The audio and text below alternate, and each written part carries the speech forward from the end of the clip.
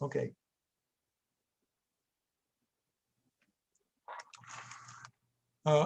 I wanted to say something about uh, choicelessness,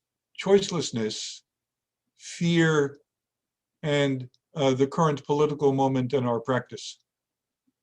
And naturally, I want to frame it in terms of our lineage, uh, but I hope to say it in a way that isn't completely constricted by that kind of talk.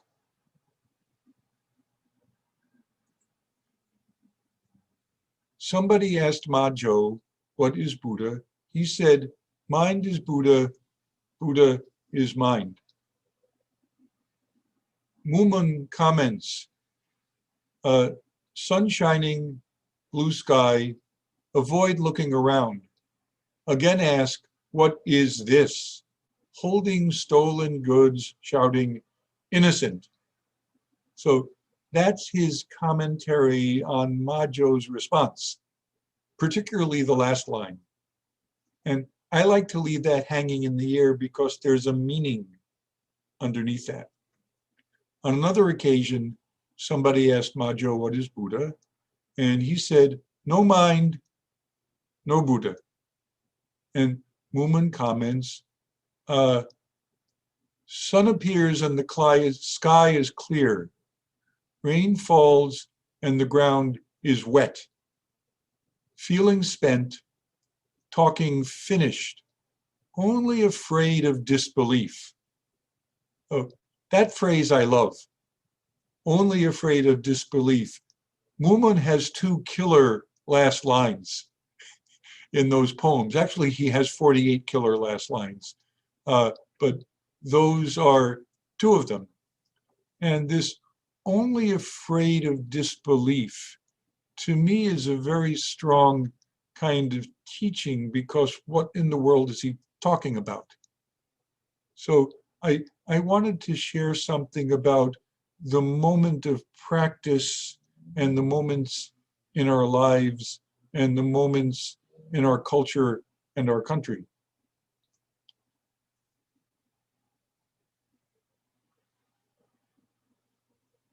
Anytime we're engaged in something, there's something that's in the center of our attention. And because of that, everything else is somewhere toward the edge. Maybe it's a little off the center. And if it feels less relevant, it's further away. And that's completely normal. Otherwise, it would be hard to get anything done. So you have to pay attention to the thing that you're doing, and the things that you're not doing are less central than the things that you are doing. That's just kind of how any living thing works.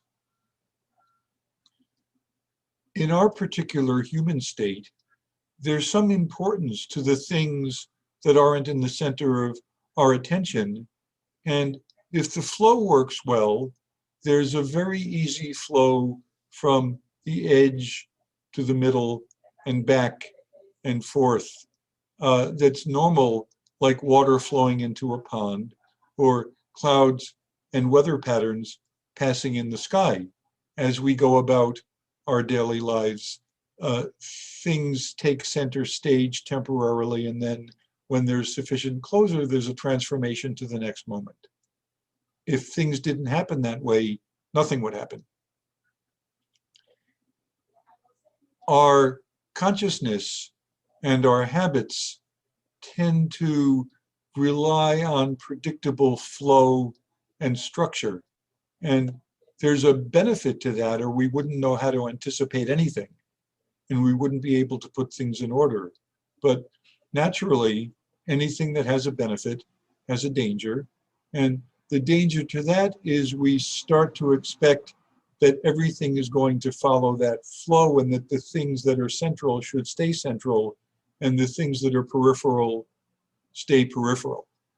So then there are things that are on the margins of our perceptions. It's marginalized perception. Maybe you already see where I'm going. And if you don't, I'll say it, but not yet.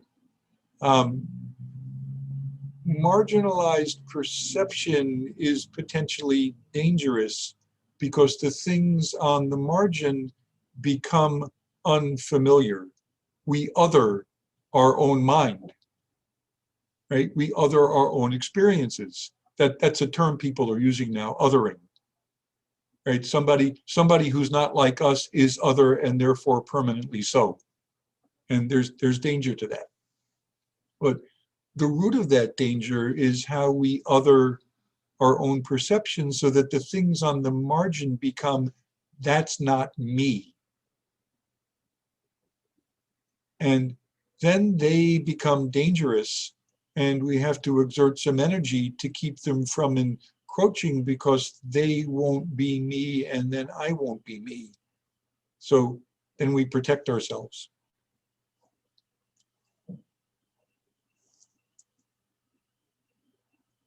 If in fact we ever want to learn something, it's vital to have the marginalized things take center stage for a while so we can actually look at them and understand what it's like to be intimate with that too, because in fact, the flow of life is intimacy with the flow. And blocking the flow prevents that kind of intimacy and thus that kind of learning. So one thing about the experience of choicelessness, I don't want to call it a practice because then you're going to sit down and say, now I'm going to be choiceless. Oops, that wasn't choicelessness, I'm doing it wrong. So it's choicelessness like the mirror choicelessly reflects what comes before it and the flow of that, right? Zen Master Sumsons always says, red comes red, blue comes blue. Somebody's happy, ha, somebody's sad, oh, what can I do? Oh, the mirror doesn't decide what emotions to reflect, what experiences to reflect. Mind has that quality. It has a wider quality than a mirror because it's not entirely passive, but the activity of mind has that quality. So that kind of choicelessness allows the flow back and forth. You know, earlier we're chanting the Heart Sutra, and I haven't chanted today. So my voice wasn't a chanting voice when I started. And I noticed there's a certain tightness and a certain thinness in the resonance that would naturally be there. And if we hadn't chanted, I wouldn't have seen it. And if I never chant, then that tightness and thinness might become the default setting for my voice. And really, unless I have a wish to sing, there's probably no great harm in that. But I would have then a characteristic vocal posture that affects how I communicate and how I move my body around the act of communication. And people who study these things in relationship to communication and health might have something to say about it in the long run. And the same is true for any of our experiences. If I notice in sitting my back hurts, it may well be I'm not doing my yoga properly, right? Or my knees hurt, or something, or my mind hurts. So if I don't stay still, I don't have the opportunity for choiceless awareness. And therefore, there are things that I don't see that are already there, but I only look at it when I sit still and it gravitates into the center of my consciousness. And then I have some choices to make in this choicelessness. Can I embrace it? Or do I want to marginalize it again because I'm more comfortable if it's on the margin and I'm less comfortable if it's in the center? So how do I live with that kind of discomfort? That's an internal experience. If I'm doing that during sitting, it's unlikely that everybody else in the room is going to know, even though I think everybody does. Yeah? If I see that as part of how life happens for humans, then I see that's how life happens for humans, right? I'm I'm the human whose life I'm looking at, but it's a human thing to do it. When we think about issues of social justice or politics or that kind of larger flow, there's also a marginalization there. That the things that seem important to me are the things that are right in front of me, generally speaking. And if I can maintain the flow of things so that my current situation is sufficiently comfortable and supportive, in a way, that's all I have to care about if I'm just thinking about me. Yeah, my house is comfortable, water flows, the stove works, my refrigerator is full, my health is okay, good. And I don't really need in our culture to think about how the vegetables got to my kitchen or what happens to the water after it leaves the sink and what happens to the gasoline in my car after I drive. Right? I just know that I've got it. It's a little bit like this. If I want to plant a tree, not from a seed, but from a sapling, and I've acquired the sapling, I would do well to dig a hole. Because if I just leave the tree there, it's unlikely to figure out what to do. So I have to make enough room to put the root system in the earth. And then there's going to be leftover dirt somehow. And I don't necessarily have to think too much about the leftover dirt that doesn't fit in the hole. If I happen to throw the dirt over my shoulder, that's fine. If I throw it on my property, I can put all of it back and make a little mound around the tree. If I throw the dirt over my shoulder and it goes over the fence, now it's my neighbor's problem. And I don't have to think about it because I have a bag of peat moss I bought from the nursery. I'll just fill up the hole with that. And the neighbor can deal with the dirt that I threw on their property. I don't care. That's not my business anymore. I say that in a simplistic way because I'm marginalizing the dirt and I'm marginalizing my neighbor. And that happens in all cultures. It's a natural thing. And some cultures care more about that. And Buddhist practice cares a lot about that. And if we're not comfortable with the marginalization of our own mind, then it's very hard to be comfortable with those people who are on the margins of our culture's benefits. Because we don't have to care about them, because they're on the margins. And of course, where they are, they're not they, they're me to them, right? And the effect is different. They're the ones who are marginalized, so how I'm marginalized affects the people on the margins more than how they marginalize me affects me. But we both do it. And if we're both willing to move ourselves into the middle together, then learning happens and concern appears and compassion and wisdom follow the opportunity for that kind of clear discernment. So to me, that's very relevant to how our practice affects our navigation in the broader world because it allows us to develop clear discernment. Couples learn that living with each other, that whatever I marginalize for me, I'm marginalizing for my partner, and if she wants to bring it into my awareness, I don't want to see it. And then I've marginalized her, and I'm not listening anymore because I'm not listening to me, so why should I listen to her? And vice versa. Couples whose faces shine don't do that as much.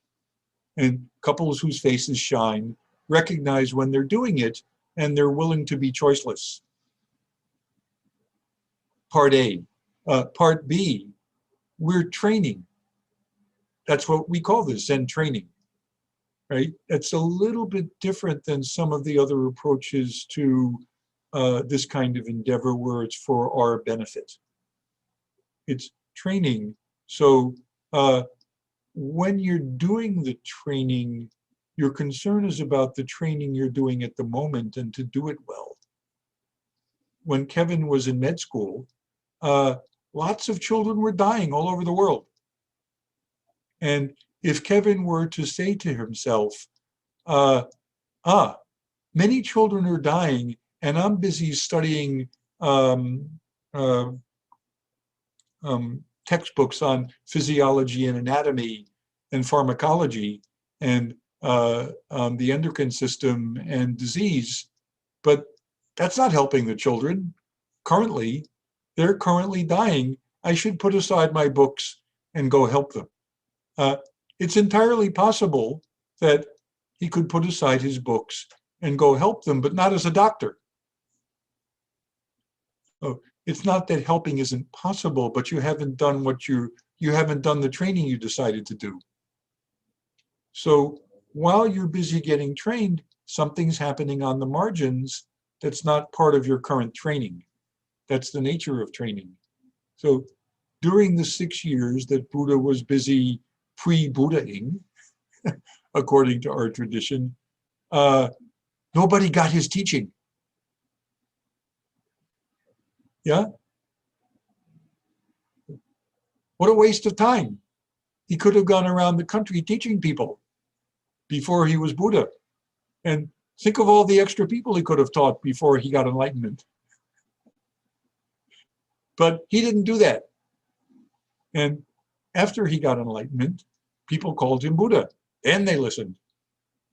After Kevin got his MD and finished his residency and got certified by the state, then people listened. Yeah. So everybody's life experience is like that in terms of moving things closer to the center to be more intimate with them has a benefit. Everybody does that differently. So if I think about the training of a doctor, Kevin moved things from the margins to the center for our benefit. So that when those things from the margin comes to the center of our experience, there's somebody who's familiar with it more than I, and he can help me. Wendy and Anna are artists, among other things. So they take things that for me would be peripheral awareness and they make it center, right? For Anna, it's visual and sculptural awareness and the awareness of forms and materials and how to be intimate with that. I don't know that the way you do. And for Wendy, it's awareness of the body, motion, music, and the collaboration that arises from that. And I don't know that thing that way, but if I watch her perform, then I can appreciate how she's lived at something that now isn't as marginal for me anymore. And whatever it is any one of us is doing, Elaine knows yoga, knows educational therapy, those kinds of things. Each one of us is more centrally involved in something that for others is more peripheral. And when we do that collectively, that forms an ecosystem of mind. So there's no particular point in bemoaning the things you aren't doing. If we stay intimate with the things that are central, absolutely, things that are peripheral will move there because that's how mind works. When you're sitting on the cushion and also when we're engaging in the course of our life. This practice is to help us intentionally embrace that, to live it, and to feel grateful about that with each other. So blue sky, sun, blue sky, sun shining, yeah? Avoid looking around.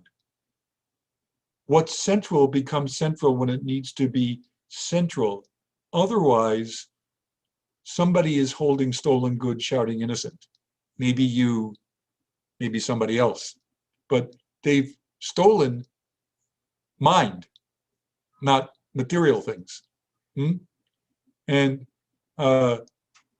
sun appears and the sky is clear, rain falls and the ground is wet. Every moment feeling spent, every moment talking finished. If you don't believe that, then you have something to fear. If you do believe that, then even if something is scary, there's a certain kind of fearlessness in that that isn't what we think it is.